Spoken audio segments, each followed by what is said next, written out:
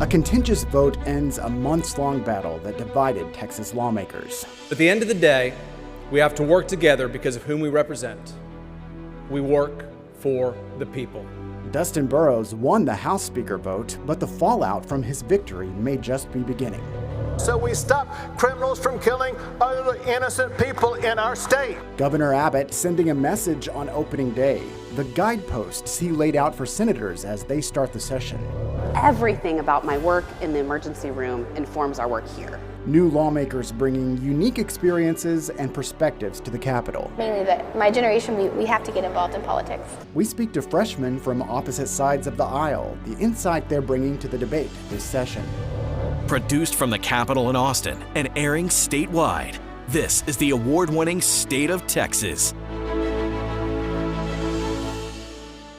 Hello, and thank you for joining us. I'm Josh Hinkle. Lubbock Republican Dustin Burrows is now Speaker of the Texas House. He won the contentious vote Tuesday after a months-long battle that divided Republicans.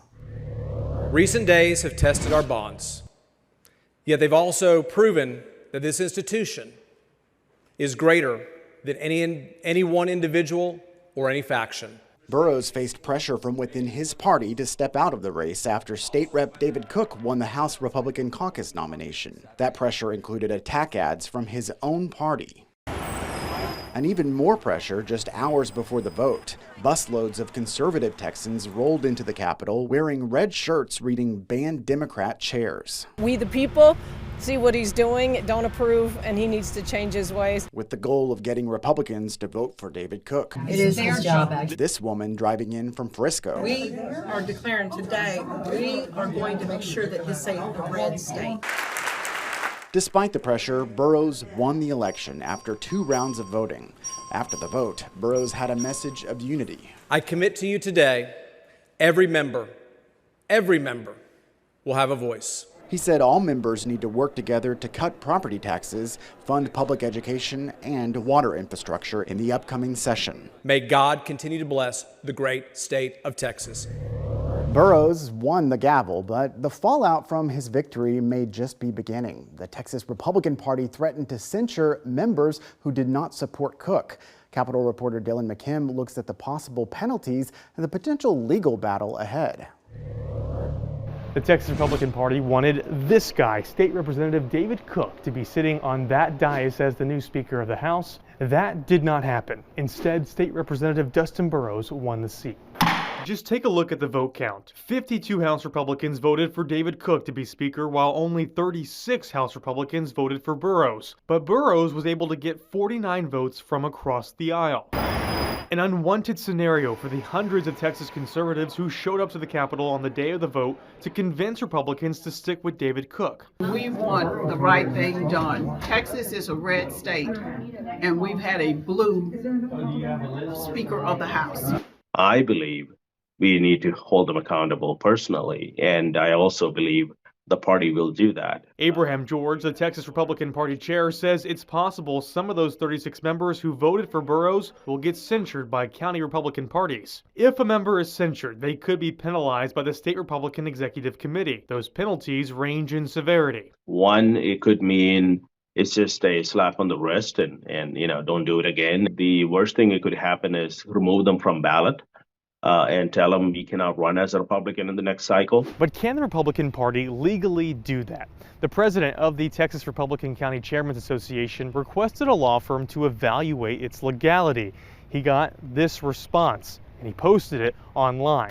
The analysis ultimately says the Texas Election Code does not permit political parties to restrict ballot access, but that will not stop the party from fighting it in court if it comes to that. We're going to keep our word.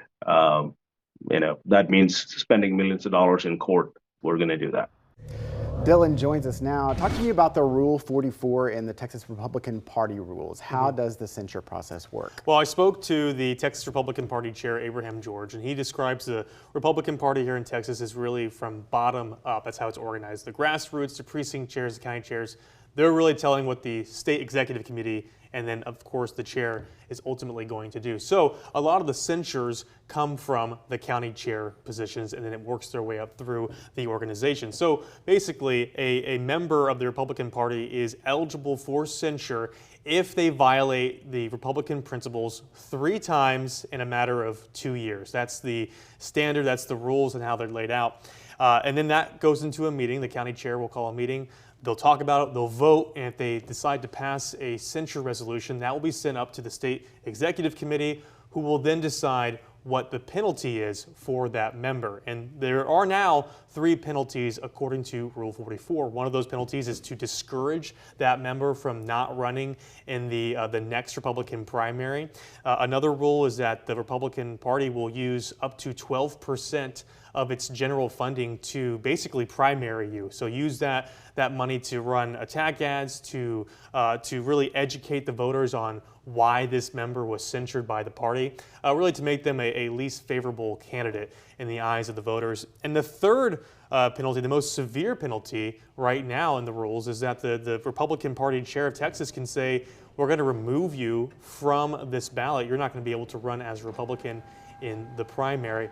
That is the biggest penalty, and it's of course caused a lot of questions as to, can the Republican Party do this? So you found that a Texas law firm analyzed the legality of a political party removing a candidate from the ballot. Is there a precedent for this already? There is a precedent. So basically, yes, this law firm kind of saw the writing on the wall, whether they were told to evaluate this or they did this on themselves to look at the case law. They basically are saying that, hey, according to this memo they sent out, the election code does not permit any Republican Party chair to prevent anyone from running on a certain party ballot, as long as that person files the correct paperwork with the state. And there really is case law. We go all the way back to 1958. The Texas Supreme Court actually heard a case where a county chair prevented a candidate from being on their party's ballot because they thought, well, they don't really hold up to our principles, and I don't think they're a good candidate. Well, in the opinion issued by the Texas Supreme Court, they said it's not really for you to decide whether or not someone is either Republican or Democrat enough. That's kind of why we have primaries. Your voters are going to decide in the primary whether or not they think that specific candidate is Republican or Democrat enough. So there is case law where this has failed. Now, if you talk to Abraham George, the Texas Republican Party chair, they're aware that this is going to be a legal battle, and they seem prepared to take on that legal battle. He even told me they're willing to spend millions of the party's money in the courts just to fight this. So, you know, when we come to 2026, when we see the next primaries come up, we could start seeing a legal battle when it comes to whether or not the Republican Party can remove someone from the ballot. All right, Dylan McKim, what a great first week of the session. Yeah. Exciting, right? Yeah, thank you so much. While the vote for Speaker played out in the House, Governor Abbott addressed lawmakers in the Texas Senate. The governor shared what he called guideposts for the upcoming session. One would change policies that he says currently allow murder suspects to be released on bail. It is going to be up to us in the Senate, in the House, and me working with you to make sure we do something about that so we stop criminals from killing other innocent people in our state. The governor said his second guidepost for lawmakers is improving opportunity for Texans. He told senators that passing voucher-like education savings accounts is key to achieving that goal. I can testify for a fact to the urgent pleas of thousands of Texans to please use your voice and use your vote this session to expand the opportunity for every parent to choose the school that's best for their child. The Senate speech may have been a preview of what the governor will add to his list of emergency items. He'll announce that list by early February. Lawmakers can immediately vote on bills related to those emergency items. Other items have to wait until after the first 60 days of the session. School choice will be just part of the debate over education this session. Up next, we'll look closer at some of the highest profile items that could affect the future of kids in Texas schools. You heard the governor list some of his priorities, but how do those line up with public opinion? We'll dig into new polling that gives insight into what Texans want.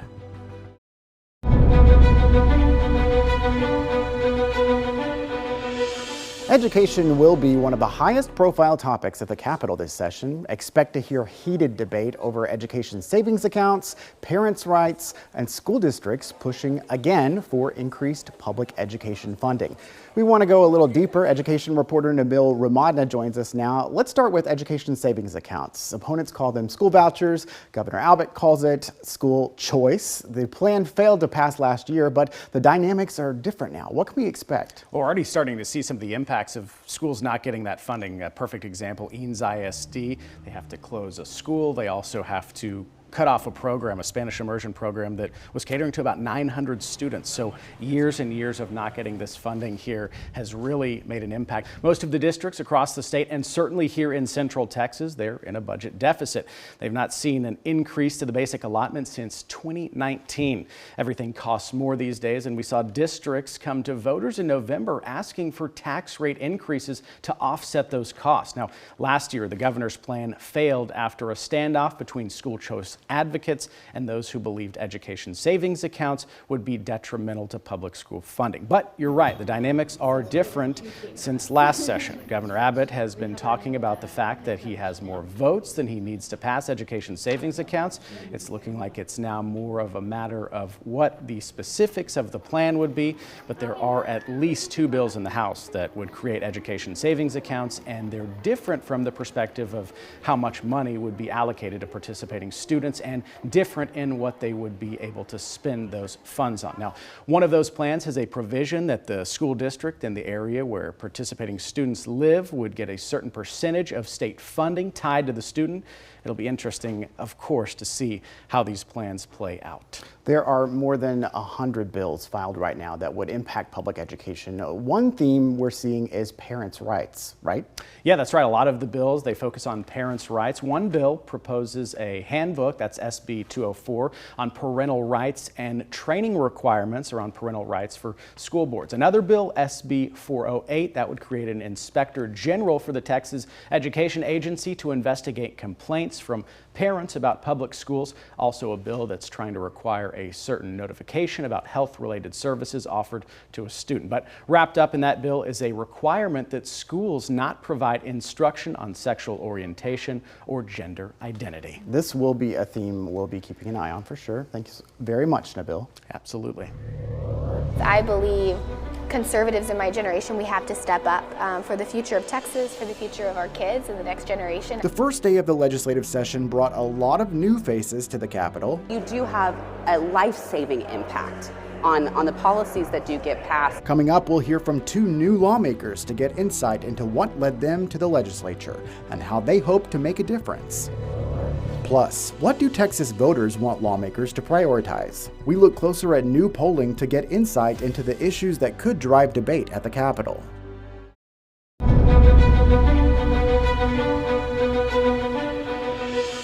Before the legislative session got underway, the Texas Politics Project at UT Austin asked voters what they think should be top priority for lawmakers this go-around. The answers could influence the course of the session. Joining us for insight is James Henson, the executive director of the Texas Politics Project. And what do you think that Texans think should be those top priorities? Well, in an open-ended question where we asked people to just tell us what they thought should be the most important priority in the session, the top 2 responses, very familiar. Immigration and border security, a little more than a fifth. A little less than that, the economy and prices. And I think the thing to really notice about that is how much continuity there is between what we saw in the election in November and what we're seeing going into the session. You know, we heard the governor call on senators to push bail reform. That's part of a larger public safety issue, we know. Where does that fall on the scale of importance? Well, on one hand, nobody off the top of their head said bail reform, or, there wasn't really even much in that response about criminal justice issues writ large. That said, in an institutional battery where we asked people to rate what they thought of various political institutions, the reviews of the criminal justice system, which was included in that battery, were pretty negative, and actually more people had unfavorable views of the criminal justice system than favorable views. So there may be an appetite for some kind of reforms in that area out there, but politicians will have to lead on that. Well, I do want to rewind just a little bit. Tell us about the methodology. Who do you talk to for this poll and when? So we talked to 1,200 registered voters. This poll was in the field between, I think, December 9th through about the 18th or 19th, actually 9th through the 17th. That didn't leave us really much time to release the results during the holiday, but the idea here was to check in with voters at a little distance after the election, but before the coverage of the session really kicked in. You know, a big part of the session will be devoted to the budget. That's the only thing that lawmakers really have to pass by law. Your poll asked where Texans want to see more or less spending, and you found a divide, of course, along party lines, right? Yeah, not a shocking result. Republicans and Democrats look very different on this, but in very familiar ways. So the top spending priorities for Republicans, one item led, I won't make you guess, 63%, the only majority among Republicans wanted more spending. Said the state was spending too little on border security, which is interesting given how much we've spent. Followed at some distance by mental health services and the electric infrastructure. Those were in the 40s among Republicans. Among Democrats, again, not surprisingly, generally more willing to use state spending. Their scores were generally higher, the shares supporting more spending. Top three responses among Democrats, also familiar, healthcare, mental health services, and K through 12 and environmental spending were tied. So I know a lot of people are looking at your poll. A lot of those people are under the dome, the lawmakers. How do you think what you found in the poll could affect what they do this session? Well, you know, look, I think on one hand, we know that elected officials look at polling a lot. They commission their own. They look at ours. I hear from them with some frequency. You know, and lawmakers are like a lot of the rest of the people. They kind of pick and choose what they notice and what they don't, what they put stock in, what they don't. I think what is likely to be the thing that's most noticed is going to be the degree to which the economy and prices are still dominating how people are thinking about policy, whether it's the national level or the state level. That concern about the economy and prices is going to be the prism through which a lot of voters look at what the legislature does or does not do. All right. Well, James Henson, Texas Politics Project, thanks for the insight. Great to be back, Josh. Good to see you. You too. Everything about my work in the emergency room informs our work here. New lawmakers bringing unique experiences and perspectives to the Capitol. Mainly that my generation, we have to get involved in politics. We speak to two new lawmakers from opposite sides of the aisle, the insight they're bringing to the debate this session.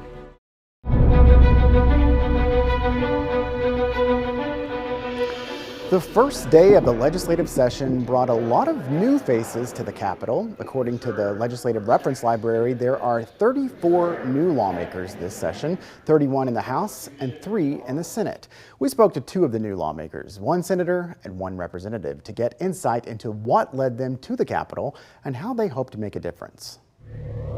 Amarillo Representative Caroline Fairley made a bit of history. At 26 years old, she is the youngest Republican ever elected to the Texas House. I believe conservatives in my generation, we have to step up for the future of Texas, for the future of our kids and the next generation. Fairley already filed legislation aiming to limit cell phone use for students in classrooms. We all know that we care about our kids, focusing on math, science, reading. The focus on that is protecting kids from seeing things on their phones that they shouldn't be exposed to at school and bringing them back to understanding the basics of education. Fairley won her election with support from conservatives like Ted Cruz and Congressman Ronnie Jackson. Her father, Alex, is known for donating millions of dollars to conservative candidates. Hours before she took the oath of office, Fairley announced she would support Dustin Burrows for Speaker, after previously backing David Cook. Speaker Burrows, he is from the Lubbock area, and so I know that him coming into this position, it will help our area, the Panhandle, have more leverage and influence in the Texas House.